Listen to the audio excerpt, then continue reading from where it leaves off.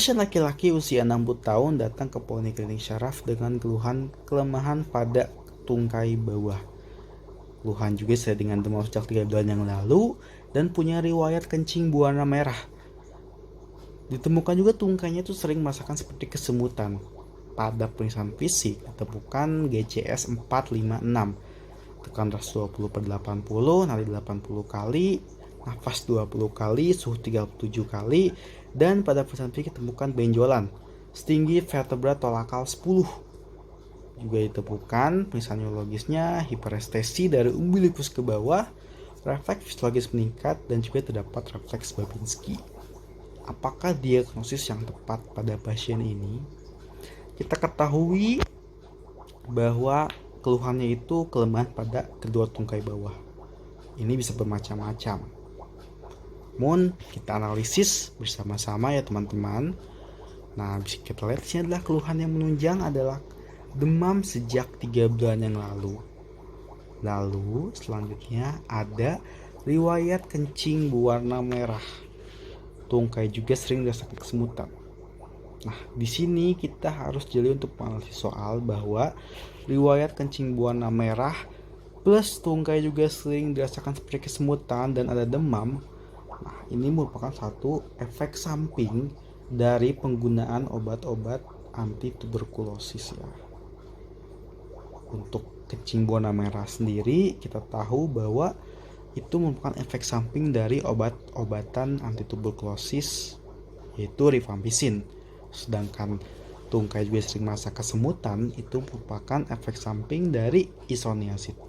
Nah, jika pyrozinamid itu paling banyak bisa menyebabkan gangguan pada hepar atau hepatotoksik, sedangkan obat anti tuberkulosis yang lain, etambutol itu bisa menyebabkan gangguan pada mata ya, dan streptomycin itu pada pendengaran. Nah, bisa kita simpulkan bahwa pasien ini itu sedang mengkonsumsi obat-obatan anti tuberkulosis, teman-teman. Oke, itu jangan juga dengan keluhannya demam. Kita ketahui bahwa keluhan tuberkulosis itu selain batuk ya, itu merupakan demam yang terus dan berangsur-angsur. Biasanya kalau nggak lebih dari 1 minggu, lebih dari 2 minggu ya, jadi nggak selalu batuk.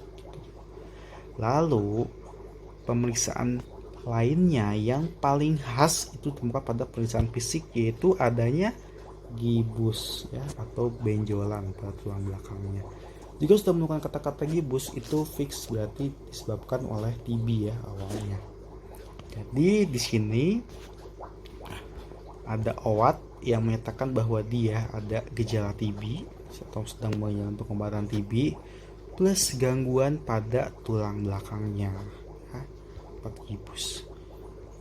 Diagnosis yang tepat pada kasus ini adalah pot disease ya. Untuk pada pasien ini bukanlah pot disease. Nah, kenapa enggak osteoporosis? Karena ya ini sama sekali tidak sesuai ya dengan skenario dan juga dengan informasi yang kita ditemukan. Juga dengan low back pain biasa juga dia tidak akan ditemukan benjolan gibus ya seperti ini. Nah, bisa kita tarik untuk yang mengandung unsur TB adalah meningitis TB dan juga pot disease. Nah, pada kasus ini kenapa tidak meningitis TB? Bahwa ya untuk meningitis sendiri itu pemeriksaan fisiknya itu harus ditemukan adanya kaku kuduk yang positif. Kaku kuduk, nyeri kepala, dan juga demam. Namun pada pasien ini dia tidak ditemukan kaku kuduk, berarti kelainannya tentunya bukan di meningen. Nah, untuk ini juga HNP lumbar ini bukan juga ya. Kalau HNP lumbar biasanya pada pemeriksaan neurologisnya sendiri dia ditemukan ada lasek ya, ada lasek dan juga kerniknya biasanya positif. Bisa juga reverse lasik ya. Oke, bisa kita sebutkan bahwa jawabannya tentunya pot disease. Nah, mari kita bahas apa sih itu pot disease. Nah, sebenarnya pot disease itu merupakan nama lain dari spondylitis TB.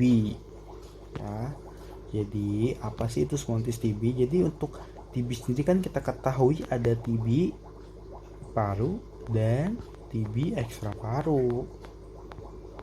Nah, untuk TB paru ya kita tahu ya gejala-gejalanya mungkin ada batuk, Lalu juga TB sendiri bisa ada yang TB ekstra paru. Ya tentunya contohnya mungkin mengenai kelenjar itu limfadenitis TB, dan mengenai tulang belakang ya tentunya ini dia spondylitis TB. Spondylitis TB merupakan satu peradangan pada tulang belakang yang disebabkan oleh TB, dan nama lain dari spondylitis TB adalah potisis. Jadi kalau misalkan teman-teman menemukan kasus ya seperti ini, itu harus mengetahui bahwa spondylitis TB itu sebenarnya adalah potisis. Nah, kita lihat apa aja sih gejalanya potisis ini, dan juga apa yang bisa kita lakukan analisis terhadap pasien. Tentunya untuk potisis sendiri atau spondylitis TB itu kita harus menemukan gejala TB terlebih dahulu dong, ya kan? Gejala TB ya tentunya kita ketahui khas berkurang nafsu makan, berat badan menurun, demam, terus juga ada keringat pada malam hari. Lalu selanjutnya setelah ada gejala-gejala TB, kita tambahin lagi nih adanya gejala dari gangguan tulang belakangnya, manifestasi tulang belakangnya. Tadi itu tentunya ada gibus. Oke. Tahu kan tulang belakang ya, vertebrae, sih ada sebenarnya kita serabut-serabut saraf gitu. Jadi ada infeksi di sini ya, tadi keluhannya dia manifestasi tulang belakangnya. Tentunya ada hiperestesi, babiskinya meningkat, lalu juga ada kelemahan anggota refleks bagian bawah. Nah, untuk pemisahan lanjutannya, pemisahan fisik dan lanjutannya apa sih yang bisa kita periksa gitu kan? Tentunya bisa pemeriksaan fisik bisa kita temukan ada deformitas ya tulang belakang. Lalu juga adanya gibus. Nah, ini yang paling khas ya. Untuk pemeriksaan penuhnya bisa kita melakukan foto vertebra, bisa cervical, thoracal, atau lumbal sesuai kecuriganya di mana. Lalu juga mungkin tambahannya bisa pemeriksaan darah rutin ya. Lalu bisa juga kita memeriksakan pemeriksaan mikrobiologi. Ini harus untuk memeriksa BTA-nya ya. Kalau standar nih harus ada BTA. Kalau bukan BTA berarti penyebabnya bisa mungkin bakteri yang lain.